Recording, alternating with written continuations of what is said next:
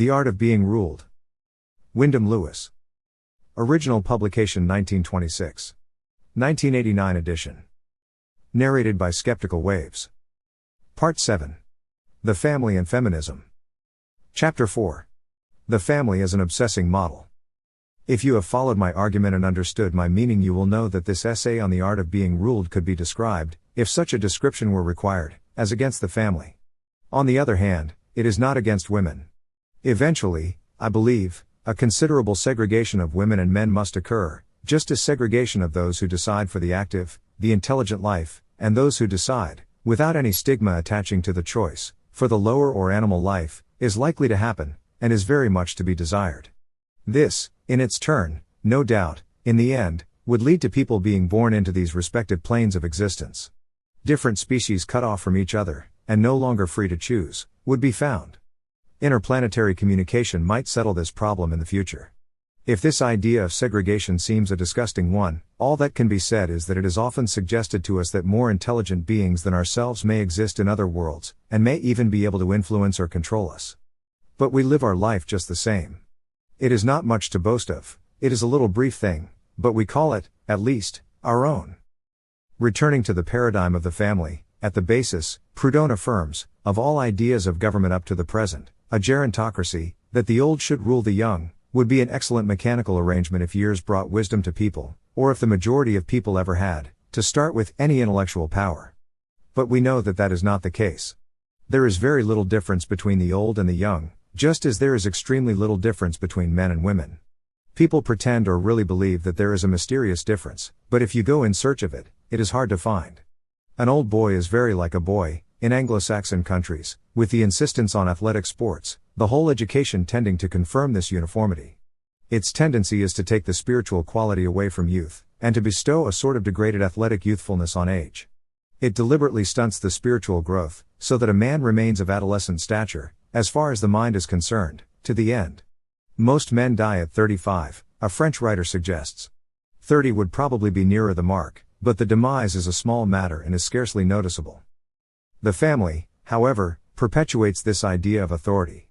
No doubt, in more primitive societies, where people have sometimes been allowed to develop more freely, here and there, their faculties, there may have been more reality in this contrast, and hence the stability of such forms as the Indonesian, Polynesian, or Australian gerontocracies. But today, in contemporary Europe, there is no such contrast. An English cabinet minister or a great business magnate reads the detective story fiction of Phillips Oppenheim, and his son and his grandson read Phillips Oppenheim, one in book form and the other in serial form in the Shilling magazine. The footmen and valets of these various gentlemen also read Phillips Oppenheim. When their masters have done with him, they all equally live in a Phillips Oppenheim world of deep diplomats, keen-eyed men, iron-willed, hard-headed business giants, sporty, knowledgeable girls, matey and clean-limbed. The scullery maid reads Peg's paper, and that is the same thing, only it costs her less, and the boots reads Sexton Blake or The Magnet, which is also the same thing.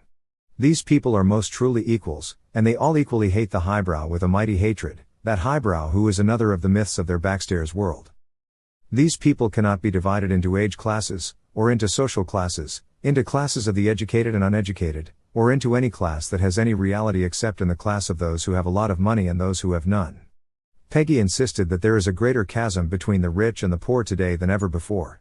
They lie horizontally side by side, with the economic chasm separating them in between. There is no vertical identity of race or religion, as, for instance, in the case of the lowest feudal serf and greatest feudal chatelaine there would be the mystical unity of the Catholic Christian world.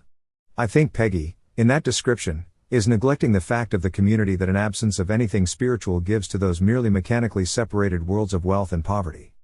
There is a greater brotherhood today between Dives and Lazarus than has existed probably for a long time. For both are equally poor in spirit, and consequently to some extent equally blessed. That is a great Freemasonry. That could almost be called the great secret of the political world today. All inequality in wealth and comfort is forgiven the greatest millionaire, on account of his vulgarity, in which he is apt to far outdo his chauffeur or employee. That little touch of nature, or of ill nature, as Butler would correct it, that spiritual identity, that cunning invitation to the basest form of humility, and the commonest form of a common humanity, is the millionaire's political secret. But with all the resources of his fabulous wealth, the democratic magnate is able to drag the poor into depths of spiritual poverty undreamed of by any former proletariat or former ruling class. The rich have achieved this awful brotherhood with the poor by bleeding them of all character, spirituality, and mental independence. That accomplished, they join them spiritually or unspiritually in the servants' hall. All the privileges conferred by wealth are, however, still theirs. Frederick the Great, living with his heyducks and grooms, was better off, in the sense of enjoying greater freedom and power, than he would have been as a more conventional ruler among his courtiers. But the latter he also reduced to the level of grooms as far as possible when he went into society. If all the nobles and officials of Prussia at that time are imagined as living similarly on familiar patriarchal terms with their servants, some idea will be obtained of what the millionaire society of today is becoming. It is part of that wise and excellent program of socially and politically having the apple and eating it too. The advantages of the poor man's child, the freedom from restraint of the animality of the life of the gutter, emancipated from noblesse oblige, the infantile love of dirt and garbage made such a curious use of by Fourier, are astutely combined with all the advantages of the rich man's child, the expensive toys, servants, and so forth. A travesty of revolution is wedded to the least severe and onerous advantages of aristocracy. A kind of gigantically luxurious patriarchate is what democracy and monster industry together have invented. The analogy between a great industrial city and the desert, the emptiness and abstractness of industrial life, is patent enough. So patriarchal conditions in contemporary urban life are not so unnatural as would appear at first sight. There is no king, but there are many mercantile despots, more or less benevolently patriarchal, indistinguishable in taste, culture, or appearance from their servants, or subjects, or clients. This is how it comes that the family once more occupies the foreground of our lives. With a new familiarity and a flesh-creeping homeliness entirely of this unreal, materialist world, where all sentiment is coarsely manufactured and advertised in colossal sickly captions, disguised for the sweet tooth of a monstrous baby called the public, the family as it is, broken up on all hands by the agency of feminist and economic propaganda, reconstitutes itself in the image of the state. The government becomes an emperor disguised as Father Christmas, an all-father, a paterfamilias with his pocket full of crystal sets, gramophones, Russian books, and flesh-colored stockings, which he proceeds to sell to his children.